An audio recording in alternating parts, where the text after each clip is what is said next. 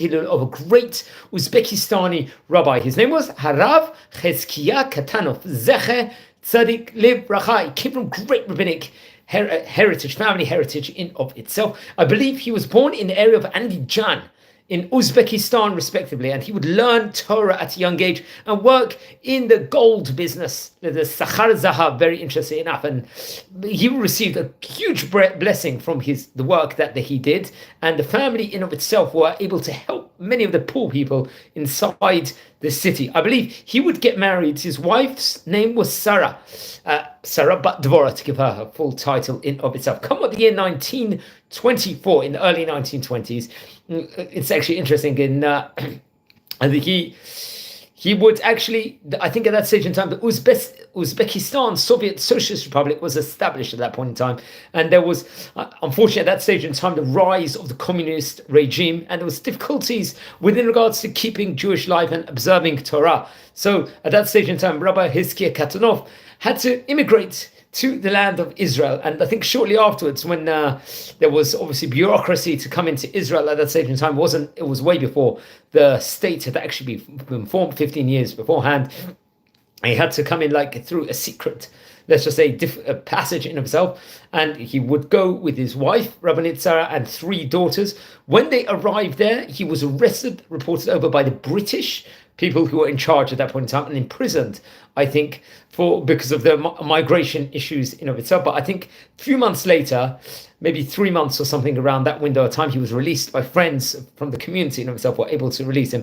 And he would set out for Jerusalem and settle in the famous Baharian neighborhood in Jerusalem, naturally, which had a great place at that point in time. Remember, in this channel, we have actually visited before the Baharian neighborhood. We've actually explored the area, and I think there will be the establishment of a Beit Knesset over there called the Baba Tama over there. It will be a place where many of the people, I believe, would actually learn part of the Yeshiva to Porat Yosef at that point in time. Let's say Porat Yosef Yeshiva is a bastion of the Sephardic Yeshivot in Israel, and he would learn with other great Rabbonim over there, including Rabbi Moshe Kohen Yitzchakov, Rabbi Moshe Filosof, Rabbi Yosef Chaim Pinchasov, and Rabbi Yehuda Ari Chaimov. These were very great rabbis at that point in time, great Torah caliber, mainly being Bukharian Jews in of itself.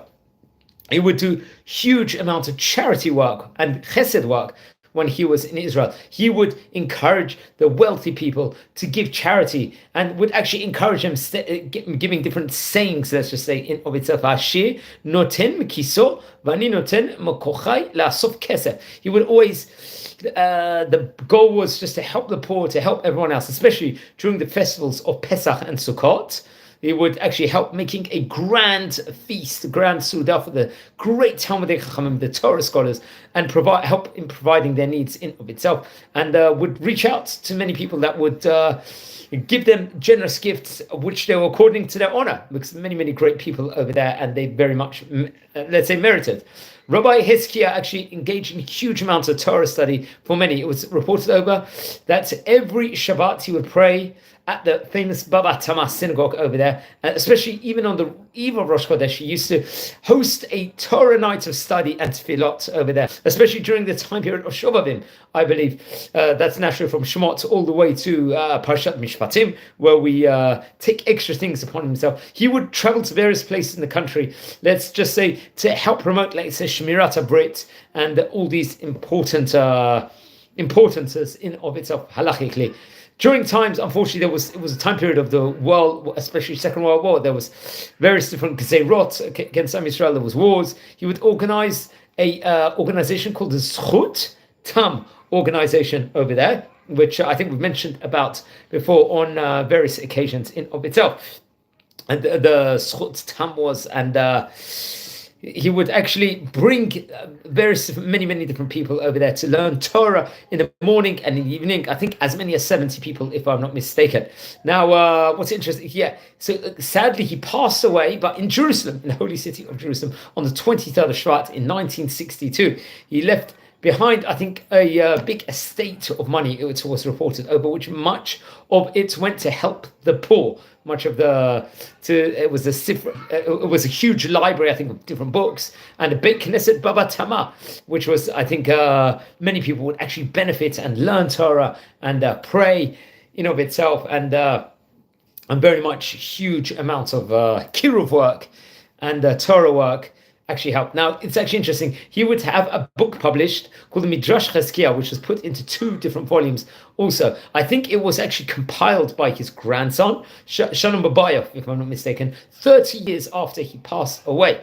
And I think this book in of itself, let's say, gives over the various midrashim, the different sermons he gave, the different practical lessons according to the weekly parshiot in of itself, naturally all the way from Parshat Bereshit all the way to V'zot HaBracha at the culmination of Sefer Dvarim. So it was a very, very great rabbi of his time, one of the most famous Bukharin Uzbekistani rabbis, without a doubt, over the last couple of 100 years. Remember, there was a huge wave of aliyah, especially in the late 1800s, early 1900s in of itself, from various different Bukharan communities from Uzbekistan. So the community there became very much grandiose. Friends were a community over here. We're learning about the great rabbis of Yasir. If you happen to be related to any of the great Chachamim we are speaking about, please send me a comment. I would love to hear more.